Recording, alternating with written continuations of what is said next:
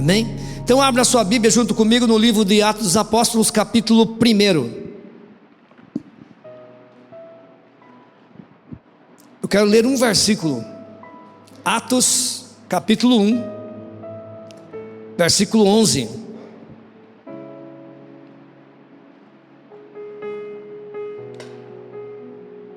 Diz assim: os quais lhe disseram: varões galileus, por que ficais aí olhando para o céu? Esse Jesus que dentre vós foi levado para o céu, há de vir, assim como para os céus ouviste ir. Amém? Glória a Deus. Amados, Deus, Ele é perito em cumprir as suas promessas, em realizar aquilo que Ele disse. 750 anos antes de Jesus nascer, o profeta Isaías, no capítulo 7, no versículo 14, ele diz assim: portanto o Senhor vos dará um sinal, eis que a virgem conceberá e dará à luz a um filho, e será o seu nome Emanuel. 750 anos antes o profeta falava a respeito que a virgem daria, conceberá, ou seja, ficaria grávida, dará à luz a um filho que se chamará Emanuel. Na verdade, quem sabe você está dizendo assim: mas o nome dele é Jesus, não Emanuel. Mas chamará Emanuel, que a palavra significa Deus conosco. Ele queria dizer o seguinte: para nós brasileiros, o nome Emanuel é um nome próprio, mas na língua hebraica, Emanuel é característica, que significa Deus conosco. Ele seria a presença real. Foi isso que ele disse nos últimos versículos do capítulo de Mateus, capítulo 28. Ele diz: eis que estou convosco todos os dias até a consumação do século. A presença real de o Emanuel está conosco. E ele prometeu, através do profeta, que a virgem daria luz a um filho. Como aconteceu? Nós conhecemos a história de Maria, ainda jovem, porque dentro da tradição judaica, uma jovem, desde o momento que ela se forma, seja com 12, com 13 anos, ela está apta para o casamento. Vocês percebem assim que muitos costumes do povo brasileiro hoje vieram dos judeus. Você vai ver que seus pais, seus avós casaram muito novo. A avó e a mãe, bisavó, casaram muito nova. A minha mãe, com 15 anos já tinha eu sou o primogênito. 15 anos. Ela com 17 para 18 anos, 3 filhos. Ela já tinha 3 filhos com 17, 18 anos. Quer ver? Tenho certeza que você conheceu a tua avó, tua mãe, que casou nessa faixa de 15, 16 anos. Quantos aqui já... Olha para você ver. Vocês viram? Isso vinha de um costume. E os judeus, o costume deles era esse: que a moça, a menina se formou, ela está apta para o casamento. Então Maria, ela tinha por volta de seus 14, 15 anos, quando ela recebeu a visita do anjo Gabriel. Por que eu digo anjo Gabriel? Porque o Gabriel é aquele que assiste, é o anjo mensageiro, aquele que leva a mensagem, aquele que chegou para Zacarias e também chegou para Maria, e disse para Maria, fez uma saudação maravilhosa a ela. E quando o anjo tocou no assunto que ela ficaria grávida, que seria a mãe do Salvador, ela se assustou e disse assim: como ficarei grávida, se não conheço homem algum? Ela disse: não se preocupe, o que vai ser de você, o que vai ser gerado em você, não é do homem. E diz a palavra que ela ficou grávida, à sombra do Onipotente. Eu costumo dizer assim, que ela ficou grávida pela trompa das orelhas, pela voz do Senhor. E aconteceu dela dar à luz, cumprindo a promessa do Senhor, cumprindo a palavra há 750 anos antes. Eu escolhi o profeta Isaías, mas outros profetas também falaram do nascimento de Jesus. E aqui nesse momento, amado, Jesus Cristo já havia cumprido o seu ministério aqui nessa terra. De acordo com alguns historiadores, Jesus Cristo morreu mais ou menos com 33 anos. E ali, ele cumpriu tudo que o Senhor pedira a ele, determinou a ele. Ele recebeu sua missão e cumpriu sua missão. Aqui, quando os anjos aparecem para os discípulos, os apóstolos que ali estavam, Jesus já tinha morrido, ressuscitado, ficado 40 dias aqui, passando as últimas orientações a respeito da sua volta. E quando Jesus estava sendo assunto ao céu, recebido ao céu, os discípulos ali olhando Jesus entre as nuvens, que a pouco passava uma nuvem, eles conseguiam ainda ver, e eles fixos ao céu, olhando para Jesus. De repente, os anjos aparecem do lado deles e diz: varões galileus, o que vocês estão olhando para o céu? Da mesma forma, ele vai voltar. É a promessa dos anjos.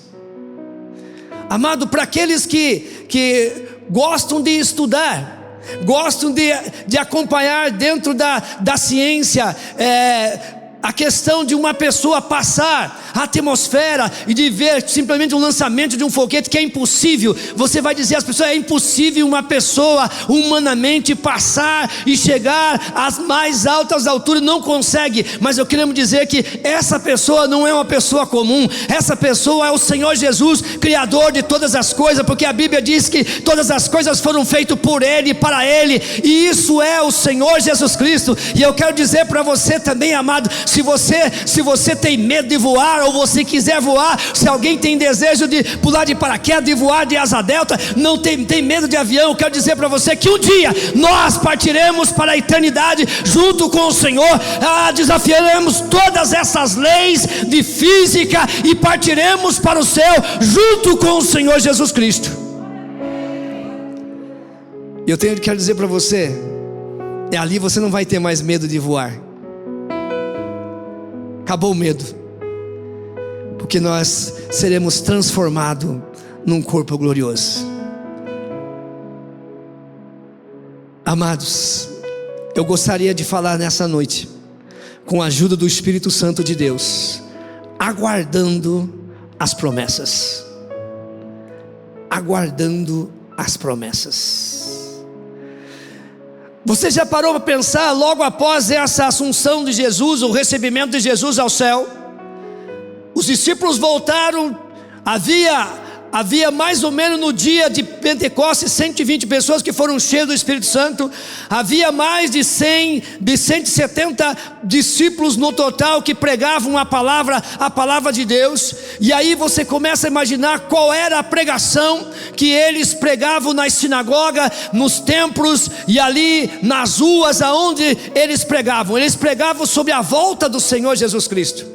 Eles começavam a pregar, nós estávamos ali olhando Jesus sendo recebido no céu, e de repente os anjos apareceram e falaram para nós que esse Jesus, da mesma maneira, ele vai voltar. E aí levantava Pedro, João, Tiago e diz assim: vocês lembram quando ele disse assim: não fique triste os vossos corações, eu vou preparar lugar para vós. Se vou preparar lugar para vós, eu voltarei e levarei para junto de mim mesmo. Olha bem, amados, essa era a pregação sobre a volta, a preparação que devemos se preparar, porque Jesus está voltando. Tanto que era a pregação que o apóstolo Paulo, logo depois que ele se converteu e ele pregava a palavra e ele falou a respeito da volta do Senhor Jesus Cristo, havia muitas pessoas, porque o tempo começou a passar. Nesse tempo já passava mais ou menos 50 anos depois da volta de Jesus ser recebido ao céu, e as pessoas começaram e estavam esperando, e de repente as pessoas começaram a morrer.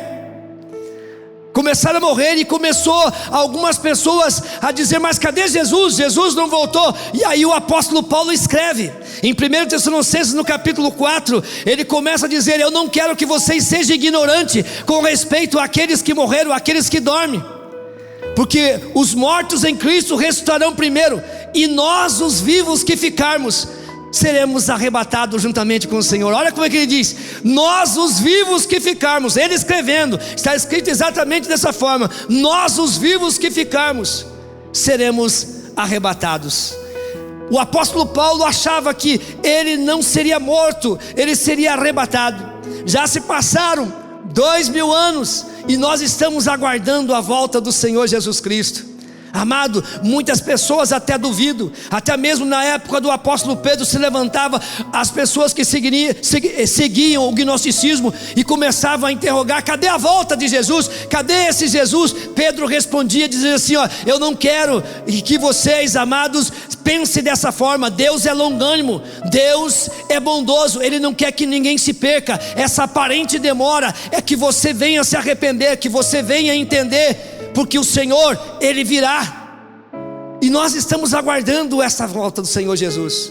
Amado, e aí o que acontece com essa espera? Você espera um pouco, espera mais um pouco, e aí as pessoas começam a ficar relaxadas, muitas vezes deixam de estar preparados. Antes de começar o culto aqui, a Jô me falava algo de um sonho que ela teve, e esse sonho nada mais é falando a respeito da volta do Senhor Jesus Cristo. O que ela disse, que estava numa chácara, uma mesa preparada aqui, e ela disse que sabia que estava com a igreja porque nós estávamos ali junto, e aonde ela viu a avó dela que já partiu para a eternidade, morreu crente ali, e falando com respeito que a balança do céu é diferente da balança da terra. É isso, não é, Jô?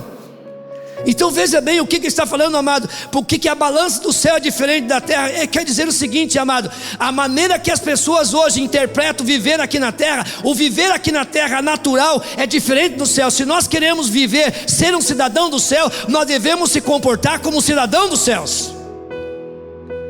Amados, se nós hoje como cidadãos brasileiros, nós chegarmos em determinado país, nós não podemos, certas coisas que nós praticamos, nós não devemos praticar naquele país, porque é fora, nós podemos ser presos. Coisas que pode ser legal aqui no nosso país, naquele país não é legal.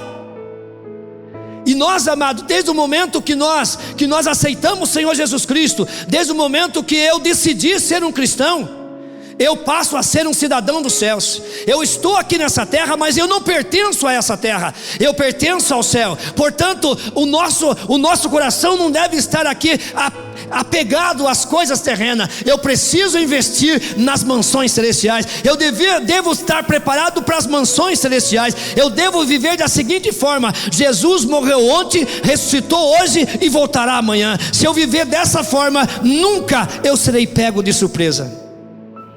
Mas nós vemos hoje que as pessoas, muitas das vezes, amado, até uma mensagem como essa que eu estou pregando aqui, muitas vezes as pessoas não gostam de ouvir, parece que causa medo nas pessoas. Muitas vezes os pregadores não gostam de pregar sobre a volta de Jesus, não gostam de pregar sobre um cidadão dos céus, não gostam de pregar sobre os pecados. Mas nós temos que falar, porque a principal missão de um pastor, de um líder religioso, é preparar um povo para morar nas mansões celestiais.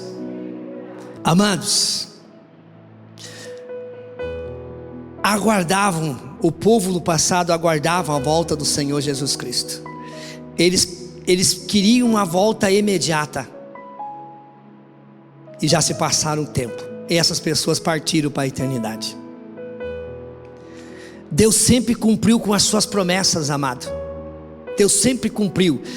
No livro de Números, capítulo 23, verso 19, diz: Deus não é homem para que minta, e nem filho do homem para que se arrependa. Prometendo eu, não cumprirei? Diz o Senhor. O Senhor sempre cumpriu com a sua palavra. Amado, olhe para a promessa que Deus fez a Abraão. Quando você abre a sua Bíblia, no livro de Gênesis capítulo 15, olha o que a Bíblia diz com respeito às promessas de Deus, que Deus fez a Abraão. Livro de Gênesis capítulo 15, glória a Deus, louvado seja o nome do Senhor Jesus Cristo. Livro de Gênesis 15, olha o versículo 13, o Senhor dizendo a Abraão: então disse o Senhor a Abraão: sabe com certeza que a tua descendência será peregrina em terra alheia, e será reduzida à escravidão, será afligida por 400 anos. Sabe também que eu julgarei a nação a qual ela tem de servir, e depois sairá com muitos bens. Tu, porém, irás em paz para os teus pais, em boa velhice será sepultado. Na 4ª geração, porém, voltarão para cá, porque a medida da iniquidade dos amorreus não está ainda cheia. Olha o que Deus falou a Abraão, contando para ele outra coisa interessante, amado. Ele estava peregrinando uma terra que ele só andava naquela terra, mas ele não possuía, não iria possuir a sua promessa. O Senhor disse assim para ele: você vai viver muitos anos, e eu vou recolher você numa boa velhice. Você vai servir. Nem por isso Abraão desistiu de servir o Senhor e confiou nesta promessa de servir, de passar para os seus descendentes, para Isaac, para Jacó, enfim. E aí, amados, ele fez uma promessa que na 4ª geração, 400 anos se passariam, para que depois ele libertaria o povo de Israel, falando do Egito. E eu julgarei a nação que escravizar vocês, a nação que fizer isso, eu vou julgar. Era uma promessa do Senhor. O tempo que os israelitas viveram no Egito, amado, não foi 400 anos, foram 430 anos. Deus errou? Não errou. Sabe por quê? Eu já falei algum dia aqui para vocês a respeito dessa palavra. O Senhor diz aqui que seria 400 anos, mas devido a Moisés, que quis dar uma mãozinha para Deus, ali matou aquele egípcio, teve que fugir. Deus mudou a sua agenda, mas não deixou de cumprir a sua promessa de libertar o povo. Mais 30 anos se passaram para quê? Para que Deus cumprisse a sua palavra. Deus não é homem para que minta, nem filho do homem que se arrependa. A palavra do Senhor se cumpre dessa forma. Quem sabe você é daqueles assim: eu gosto não só de ouvir, mas gosto de conferir a palavra do Senhor. Abra a tua Bíblia no livro de Êxodo, capítulo 12. Livro de Êxodo, capítulo 12. Olha o que diz a palavra do Senhor. Êxodo 12, versículo 40. Êxodo 12, versículo 40 diz assim: ora, o tempo que os filhos de Israel moraram no Egito foi de 430 anos. Olha bem, amados, olha o que Deus faz. Devido, muitas das vezes, amado, Deus, Ele muda a sua agenda, mas não muda aquilo que Ele prometeu. Eu quero dizer para vocês que já se passaram um tempo, mais de 2000 anos das promessas do Senhor de voltar. Eu quero dizer para você que Deus, Ele está até mesmo adiando, porque Ele é longânimo. Ele não quer que ninguém se perca. Aquele amigo, aquele parente, aquele familiar que você está pregando, que você está orando, Deus quer que essa pessoa ainda seja alcançada pelo poder do Senhor. E Ele, eu quero ter certeza, Ele pode mudar o tempo, que por isso Ele não marcou a data, Ele não marcou o ano, Ele não marcou o dia, Ele não marcou a hora, mas Ele prometeu que Ele voltaria a buscar o seu povo, um povo zeloso de boas obras, amado. Deus não está demorando. Quem sabe aguardando você melhorar a tua vida, porque a balança do céu é diferente da terra. Muitas pessoas pensam que a maneira que eu vivo aqui na terra, eu vou entrar no céu. Não. Hoje, amado, muitas vezes nós estamos vivendo hoje um mundo evangélico, um mundo gospel muito avançado. Já inventaram o carnaval gospel, já inventaram as bebidas gospel, já inventaram a boate gospel. Só falta inventar um inferno gospel. Mas dessa maneira ninguém entra, de maneira nenhuma. Só entra ali os lavados e remidos pelo sangue do Cordeiro. Eu preciso mudar a minha vida. 2 Coríntios capítulo 5, verso 17 diz assim: se alguém está em Cristo, nova criatura é.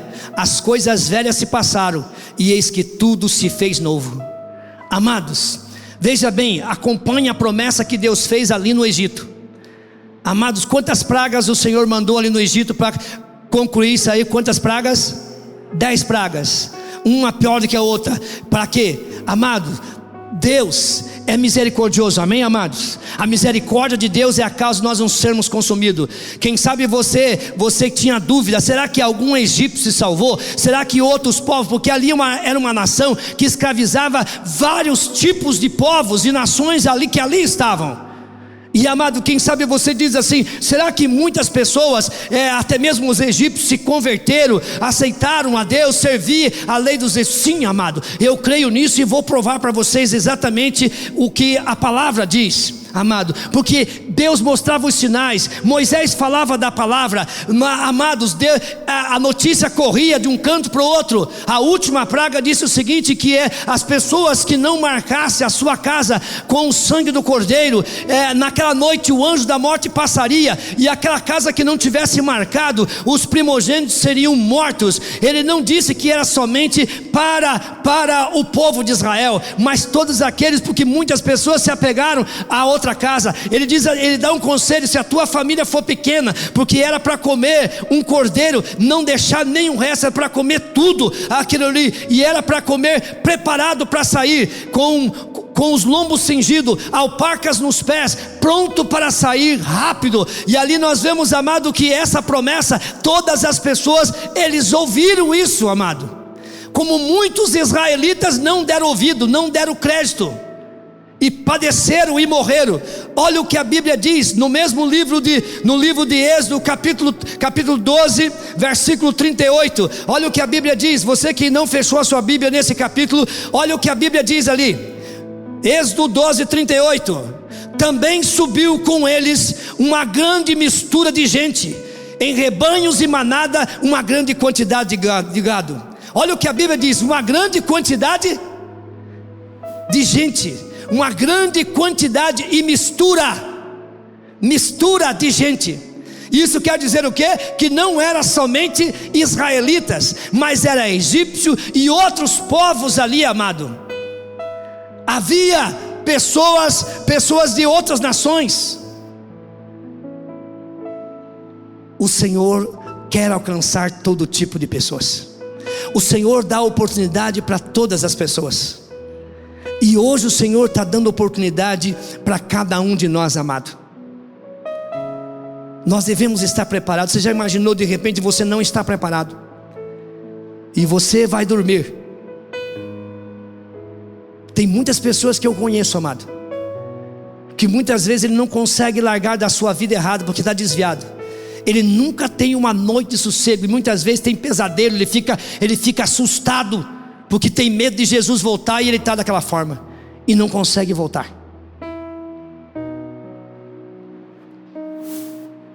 Que a misericórdia do Senhor alcance essas pessoas, porque o Senhor, Ele cumpre com as suas promessas. Devemos sempre melhorar, aguardando a volta de Jesus, amado. Sempre melhorando, sempre melhorando. Você que começou a sua vida com Cristo agora, muitas vezes você olha, mas eu ainda sou um bebê espiritual.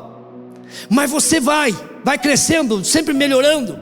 Não deve ficar na mesmice, mas sempre crescendo na graça e no conhecimento, se preparando para a volta de Jesus. Agora escuta o que eu vou dizer, e não se assuste com aquilo que eu vou dizer. Muitos já perderam Jesus fazendo o que é certo. Pessoas já perderam Jesus fazendo o que é certo. Como assim, pastor? Amados, tem muitas pessoas que nessa época, principalmente nessa época de pandemia, ele tem tempo para tudo. Ele trabalha, ele estuda, ele corre daqui, ele faz aqui, ele se prepara, ele come, ele bebe, come até demais, muitas das vezes, e dá, e vai, e ele não tem tempo para Jesus.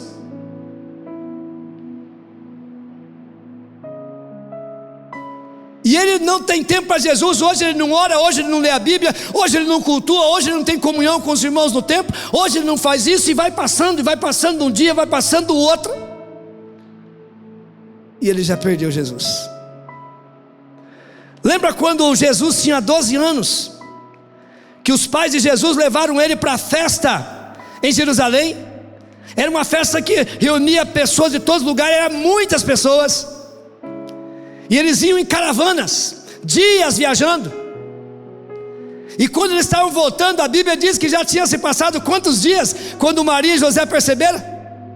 3 dias havia se passado. Aí eles perceberam, cadê Jesus? Tem muitas pessoas, amado, que vão ficar porque já perderam Jesus fazendo o que é certo. E aí ele diz assim: mas eu não estou fazendo nada de errado, eu não bebo, eu não fumo, eu não jogo, eu não estou fazendo nada de errado. Mas por que não faz o que é certo? Tem muitas pessoas que vão ficar não fazendo o que é certo, fazendo o que é certo, mas não se dedica ao Senhor. É impossível, amado. É possível uma pessoa que diz que ama, namora, noiva e casa, mas não tem uma intimidade, não está servindo, não tem cumplicidade um com o outro. É possível uma pessoa casar e diz que amar sem ter um relacionamento em todas as áreas? É possível um casamento dessa forma? Não. Porque quando uma pessoa diz eu amo, eu caso, é para nós termos, até uso uma adagem, né? Vamos juntar nossas escovas de dente, os nossos galos de briga, é viver juntos, é ser uma só carne. Então é impossível uma pessoa que diz assim: eu aceitei Jesus. Por isso que a igreja é comparada com uma noiva e Jesus é o noivo. É impossível uma pessoa que diz eu aceitei Jesus e não se envolve com as coisas do Senhor Jesus Cristo, não se envolve em fazer alguma coisa, não participa de nada, não faz nada por Jesus. É impossível uma pessoa que diz que ama o Senhor Jesus Cristo e diz que está servindo o Senhor Jesus, mas não se envolve com as coisas desse reino. Jesus está voltando, e as promessas do Senhor vão se cumprir, todas elas. Amado, Jesus é bondoso e amoroso. Tem muitas pessoas que muitas vezes nós imaginamos essa pessoa não vai ser salva. Nós não somos melhores que essas pessoas. Tem muitas pessoas, amado, que estão aí dizendo assim: nós não fomos atingidos pelo coronavírus, graças a Deus, mas nós não estamos livres. Morreu muita gente boa, muitos servos do Senhor morreu. E às vezes nós se colocamos numa posição de melhor. Não. A Bíblia diz que todos pecaram e carecem da glória de Deus. Nós precisamos de arrependimento e agradecer ao Senhor, porque nós estamos sujeitos a todas as coisas, porque nós estamos nessa terra. Nós não estamos no céu, nós estamos ainda nessa terra. Quando nós vemos um soldado valente de Cristo Jesus, que parte para a eternidade, nós devemos nos alegrar. Sentimos tristeza sim da falta, da presença da pessoa, mas ele está melhor que nós, porque ele já venceu. Ele está com Cristo Jesus, e nós estamos lutando. Devemos estar preparados para esse grande dia. Não sejamos como as virgens imprudentes de Mateus 25, do 1 ao 12. Não, que leva a vida de qualquer maneira. Nós devemos ser cheios do Espírito Santo de Deus, direcionado pelo Espírito Santo de Deus. Amados, eu quero dizer uma coisa: vida cristã é um exercício, é uma prática do dia a dia. Quando você começa a exercitar a vida cristã, daqui a pouco se torna muito fácil. Quando você começou a pedalar, Clarice, era fácil? Quando você fez 12 quilômetros, 15 quilômetros, tranquilo, meu Deus do céu. Mas com os dias foi passando. Hoje você tira de letra, não é isso? Mas já está fazendo o quê? Está fazendo 70, 80, quantos quilômetros já fez? 140 quilômetros, para quem 15 quilômetros era dificuldade. Isso é prática, é exercício, não se torna difícil. Muitas pessoas dizem ser crente, servir o Senhor é difícil. Não, quando você tem uma vida com Deus, você vai passando passo a passo, caminhando com o Senhor Jesus. Eu oro todos os dias um determinado tempo, eu leio a Bíblia, eu tenho comunhão, eu venho no culto, eu estou aprendendo a palavra do Senhor, eu estou exercitando a minha vida espiritual, eu estou crescendo até chegar à estatura de um varão perfeito. Todos os dias eu estou melhorando na presença do Senhor. Isso é prática. A vida cristã é vivida. Vida cristã não é uma vida estacionária, mas é uma vida de prática. Nós devemos exercitar da mesma forma. Olha o que o apóstolo Paulo diz: o exercício físico é bom, mas o espiritual é melhor ainda. Quando você se prepara, quando você está com o seu corpo bem, você se sente bem. Mas quando você faz o exercício espiritual, mais ainda do que o teu exercício físico, melhor ainda, porque você tanto está bem terrenamente, fisicamente, mas você está bem espiritualmente. Jesus está voltando, e eu quero dizer para você, hoje está mais perto do que ontem, da volta do Senhor Jesus. Podemos dizer: Maranata, ora vem, Senhor Jesus. Nós devemos deixar a nossa vida de erro. Com a ajuda do Espírito Santo, nós venceremos, aguardando as promessas do Senhor. Ele virá e não tardará. Eu finalizo dizendo as palavras do apóstolo João: filhinhos, eu vos escrevo, pois é a última hora. Há mais de 2000 anos atrás, João escrevia isso: filhinhos, eu vos escrevo que é a última hora. Se ele fosse reescrever esse versículo, ele diria: filhinhos, eu vos escrevo que é os milésimos de segundo da última hora. Não se esqueça, o relógio de Deus é diferente do nosso, porque nós estamos num tempo limitado. Deus está na eternidade. Um dia para o Senhor é como 1000 anos, 1000 anos como um dia. Deus não se limita a esse tempo. Deus, Ele nos amou tanto. Ame como Deus ama. Ele nos amou tanto que deu seu Filho unigênito, que saiu da eternidade, entrou no tempo para nos tirar do tempo e levar para a eternidade. Amém? Se coloque em pé em nome de Jesus.